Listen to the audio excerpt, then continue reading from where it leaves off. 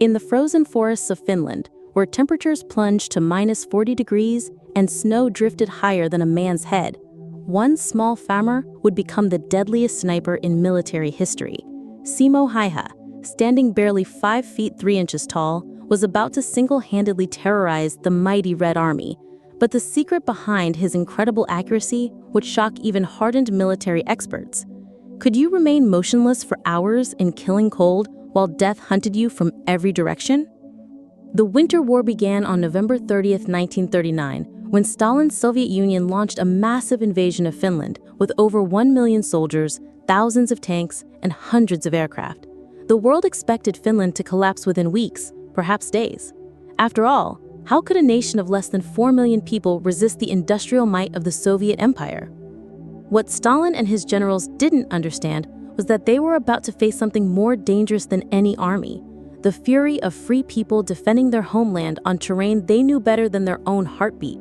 And leading that resistance would be men like Simo Häyhä, a quiet dairy farmer from the village of Rautjärvi who had never fired a shot in anger, but possessed skills that would make him legendary. At 34, Simo was older than most soldiers when the war began. He had spent his entire life in the Finnish countryside, hunting game to feed his family and working his small farm through brutal northern winters. His neighbors knew him as a reserved man, who rarely spoke unless he had something important to say. They had no idea they were living beside someone who would soon become known as Mörkövara, the White Death. The transformation from farmer to legend began on December 17, 1939, when Simo joined his local unit of the Finnish Civil Guard and was assigned to the 6th Company of JR-34, defending a sector of the Kola River against Soviet advance units. Could you trade your peaceful life for almost certain death when your country's freedom hung in the balance? Simo's first encounter with Soviet forces came on a morning so cold that his breath froze instantly in the air. Through the pine trees, he could see a patrol of Red Army soldiers moving carelessly through the snow, confident that their overwhelming numbers made stealth unnecessary. The Soviet troops were bundled in thick winter coats that made them look more like bears than soldiers, and their equipment jangled with every step. Hidden in a snowbank barely 50 meters away, Simo raised his Finnish-made Mosin Nagant rifle and lined up his first shot. Unlike most snipers, he refused to use a telescopic sight, relying instead on the rifle's iron sights. This decision, which seemed backward to modern military thinking, actually gave him several crucial advantages in winter warfare. Telescopic sights could fog up in extreme cold. They created a telltale glint that revealed a sniper's position to enemy observers, and they raised the rifle's profile, making concealment more difficult. Simo's iron sights were reliable in any weather and allowed him to keep an impossibly low profile in the snow. His first shot dropped the Soviet patrol leader instantly. The second shot came 5 seconds later, eliminating the radio man before he could call for help. By the time the remaining soldiers realized they were under attack, 3 more of their comrades were dead, and the mysterious shooter had vanished into the white wilderness like a ghost. But the real shot came when Soviet intelligence analyzed the shooting patterns and realized they were facing something unprecedented. Within a week, reports were flooding into Soviet headquarters about an enemy sniper of supernatural accuracy. The kills were always perfect headshots from incredible distances, often in weather conditions that should have made precision shooting impossible. Most disturbing of all, no one had ever seen this phantom marksman. He appeared, killed, and vanished without leaving so much as a footprint in the snow. Soviet commanders began offering increasingly large bounties for information about the mysterious sniper. Counter-sniper teams were deployed specifically to hunt him down. Artillery barrages were called in on suspected positions. Nothing worked. The White Death continued his deadly harvest, and Soviet casualties mounted steadily. What the Soviets didn't realize was that Simo's incredible success stemmed from a lifetime of skills that couldn't be taught in any military academy. Growing up in rural Finland had given him abilities that no amount of formal training could replicate. He could read weather patterns by watching how snow fell through tree branches. He understood how different temperatures affected bullet trajectory and how wind conditions changed throughout the day. Most importantly, he possessed the kind of infinite patience that came from hours spent motionless while hunting elk and wild boar in the Finnish wilderness. What would you sacrifice to develop such deadly precision when every missed shot meant another enemy soldier would live to kill your countrymen? Simo's daily routine during the Winter War was both simple and terrifying. He would wake before dawn in his unit's temporary shelter, often nothing more than a hole dug in the snow and covered with pine branches. After a quick meal of black coffee and hardtack, he would select his position for the day, sometimes crawling for hours through snowdrifts to reach the perfect vantage point. Once in position, Simo would remain absolutely motionless for up to 20 hours, waiting for Soviet targets to present themselves. The physical demands were almost superhuman. Temperatures regularly dropped to minus 40 degrees Fahrenheit, cold enough to freeze exposed flesh in minutes. Simo learned to control his breathing so completely that vapor from his breath wouldn't give away his position. He disciplined his body to ignore hunger, thirst, and the urgent need to move cramped muscles. During one legendary engagement, Simo maintained his position for 36 consecutive hours while Soviet forces searched frantically for his location. Counter-sniper teams passed within yards of his hiding spot multiple times, but his snow camouflage and absolute stillness made him invisible even at close range. His rifle, a standard Finnish M2830, which he had used for hunting since before the war, became an extension of his body. He knew exactly how the weapon would perform in any conditions, how to compensate for wind and temperature, and how to make shots that other marksmen would consider impossible. The psychological effect of Simo's campaign was even more devastating than the raw casualty count. Soviet soldiers began to fear moving during daylight hours, knowing that the White Death might be watching from any direction. Morale plummeted as word spread about comrades who had been killed by an invisible enemy who seemed capable of shooting through snowstorms and fog. You won't believe the ingenious tactics Simo developed to stay one step ahead of increasingly desperate Soviet countermeasures. As Soviet efforts to eliminate him intensified, Simo was forced to evolve his methods constantly. When the enemy began using artillery to crater potential sniper positions, he learned to shoot and move immediately, never firing from the same location twice. When they deployed their own snipers to hunt him, he developed techniques for identifying and eliminating these threats before they could draw a bead on him. One of Simo's most effective innovations was his use of natural camouflage that went beyond standard military techniques. He would pack snow into his mouth to prevent his breath from creating vapor clouds. He mixed pine sap with snow to create a white paste that eliminated any shine from his rifle barrel. Most cleverly, he would pour water on the snow around his position before settling in for long observation periods. When the water froze, it created a solid platform that wouldn't crack or shift when he adjusted his aim. During the Battle of Kula, Soviet forces brought in their most experienced counter-sniper team, led by a veteran marksman named Kulikov, who had earned his reputation fighting in the Spanish War. Kulikov had successfully eliminated enemy snipers throughout Europe and was confident he could quickly deal with the Finnish Phantom. The duel between Simo and Kulikov lasted for 6 days and became the stuff of military legend. Both men were experts at concealment and movement, turning the frozen battlefield into a deadly game of chess, where the smallest mistake would mean instant death.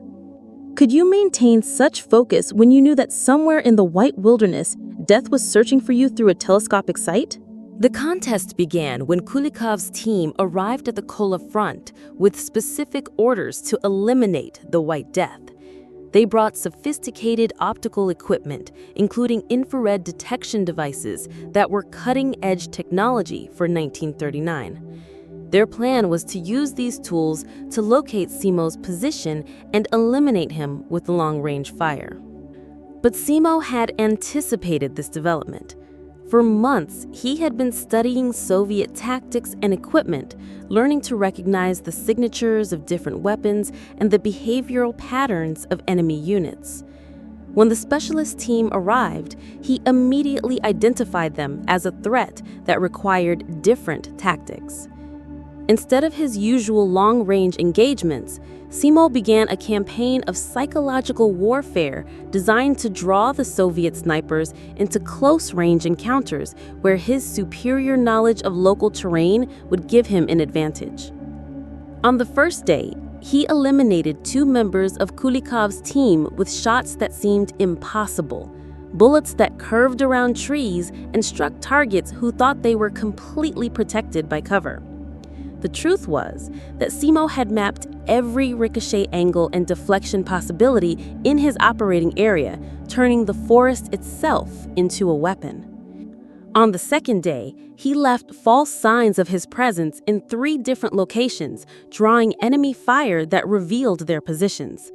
By nightfall, 2 more Soviet snipers were dead, and Kulikov was beginning to realize he was facing an opponent unlike any he had encountered. The psychological pressure intensified on both sides. Kulikov's remaining team members were showing signs of stress, jumping at shadows and firing at imaginary targets. Meanwhile, Simo was operating on minimal sleep and maximum adrenaline, knowing that the slightest lapse in concentration could prove fatal. Wait a moment. What personal tragedy would drive Simo to even greater heights of deadly precision? On the 4th day of the sniper duel, Simo received devastating news from his home village. A Soviet bombing raid had struck Routjervi, and among the casualties was his younger brother Aino, who had been helping evacuate civilians to safer areas. The telegram from his sister was brief but heartbreaking. Aino killed, saving children from school bombing. Funeral when war ends. Be careful, brother. The news hit Simo harder than any enemy bullet could have. Aino had been his closest companion growing up, the person who had taught him to hunt and track game through the northern forests. They had planned to expand their family farm together after the war, maybe start families and raise their children as neighbors. Now, Aino was gone, another casualty of Stalin's unprovoked aggression against the Finnish people. The loss transformed something fundamental in Simo's character, where before, he had fought with the disciplined fury of a professional soldier. Now he carried the white-hot rage of personal vengeance. That afternoon, Simo abandoned all caution and went hunting for Major Kulikov with single-minded determination. Using tracking skills learned during decades of pursuing wounded game through thick forest, he began following the Soviet team's movements, looking for patterns and weaknesses he could exploit. The opportunity came at sunset, when Kulikov made a critical error. Confident that his concealment was perfect, the Soviet sniper adjusted his position slightly to get a better angle on a suspected Finnish location. The movement was minimal, less than 6 inches, but it was enough for Simo's trained eye to detect. What followed was the shot that made Simo Häyhä a legend among military marksmen worldwide. The range was over 400 meters through falling snow, with a crosswind that would have challenged even the most sophisticated modern equipment. Using only iron sights and instincts developed through 30 years of hunting, Simo calculated wind drift, bullet drop, and target movement in a split second and squeezed the trigger. Major Kulikov never knew what killed him.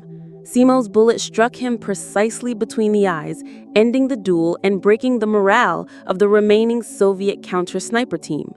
Within hours, the survivors had withdrawn from the Kola sector, reporting that the White Death was impossible to eliminate using conventional tactics.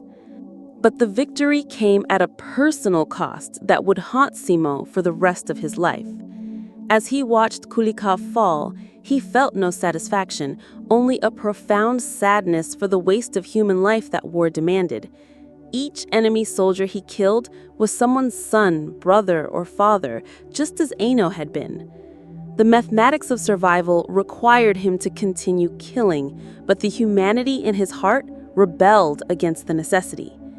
Unbelievable as it seems, Simo's most dangerous mission was yet to come as the war entered its final phase.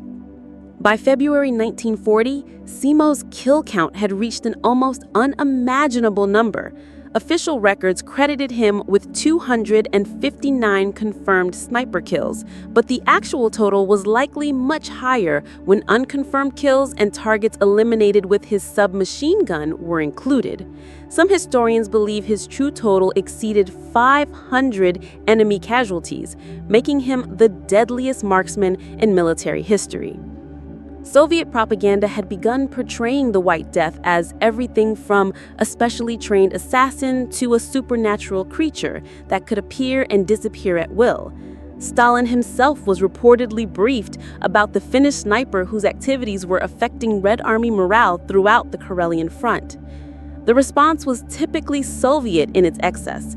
An entire division was diverted from its original mission and tasked with eliminating Simo Häyhä.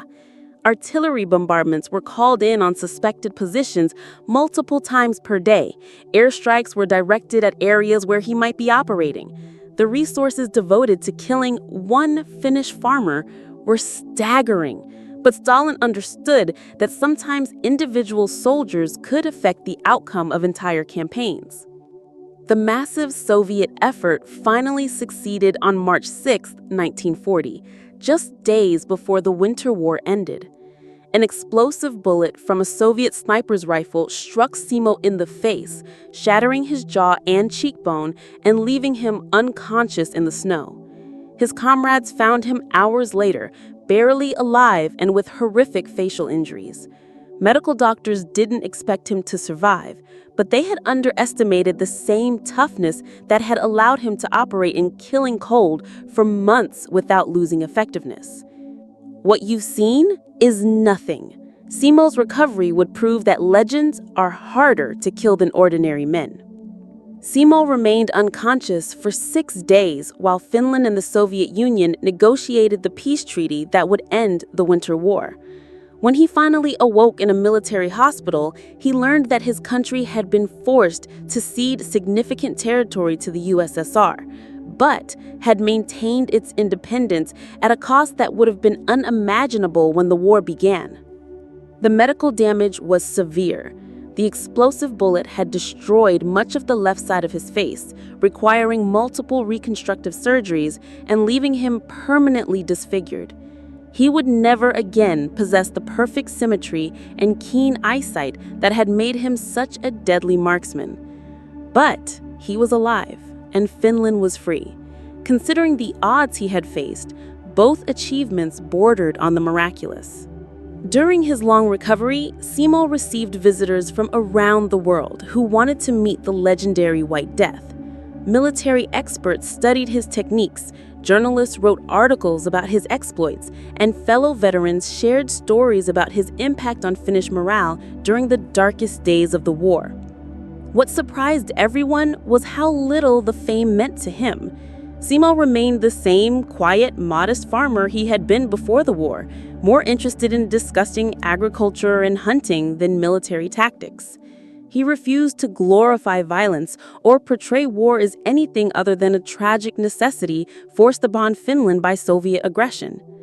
Yet such a humble man truly couldn't comprehend the magnitude of what he had accomplished during those frozen months. The numbers alone told an incredible story. In just over 3 months of active combat, Simo had eliminated more enemy soldiers than entire companies managed in other theaters of World War II. His individual contribution to Finnish defensive efforts was measurable and significant, helping to delay Soviet advances long enough for diplomatic solutions to be negotiated. But the psychological impact was even more important than the casualty count. The legend of the White Death had demonstrated that the Soviet military was not invincible, that individual courage and skill could still triumph over overwhelming numbers in technology. This lesson would prove crucial just over a year later when Germany launched Operation Barbarossa and Stalin's armies faced their greatest test.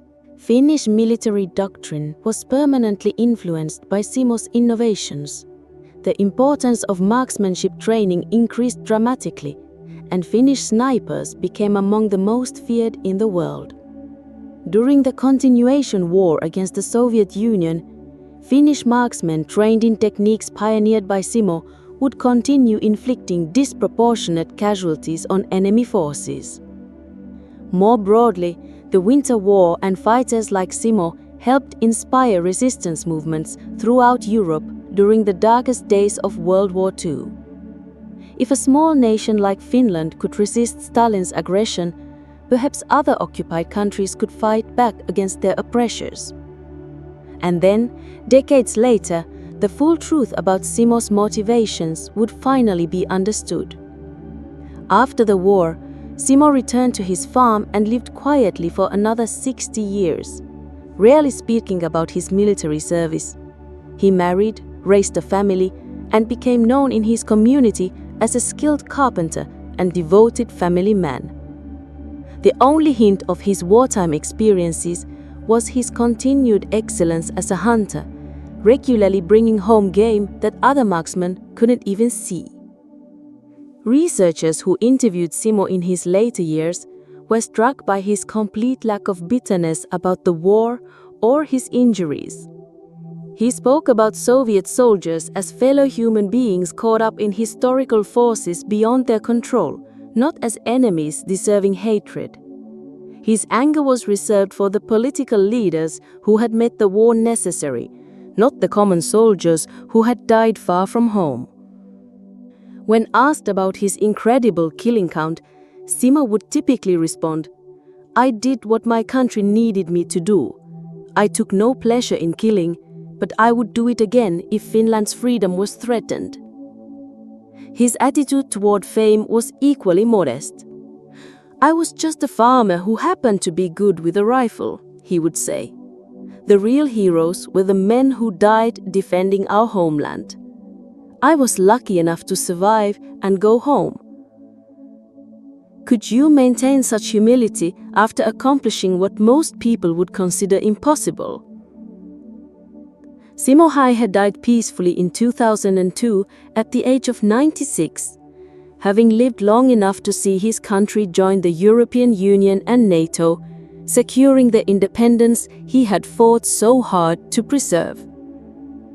His funeral was attended by veterans, government officials, and ordinary Finns, who understood that they owed their freedom to men like the humble farmer who had terrorized the Red Army. Today, Simo's story serves as a reminder that individual courage and skill can still make a difference in an age of mass armies and technological warfare. His legacy lives on in Finnish military training, in the continuing tradition of civilian marksmanship that keeps Finland's citizens prepared to defend their homeland, and in the understanding that freedom is worth any sacrifice. The Winter War lasted only 105 days, but its impact on world history was profound. It demonstrated that small nations could resist superpower aggression, that winter warfare favored defenders who understood their terrain, and that individual soldiers could still influence the outcome of modern conflicts. Simo Häyhä's part in that demonstration was unique and irreplaceable. The quiet farmer who became the White Death proved that heroism comes in many forms, and that sometimes the most effective warriors are those who fight not for glory or conquest, but simply to protect the people and places they love.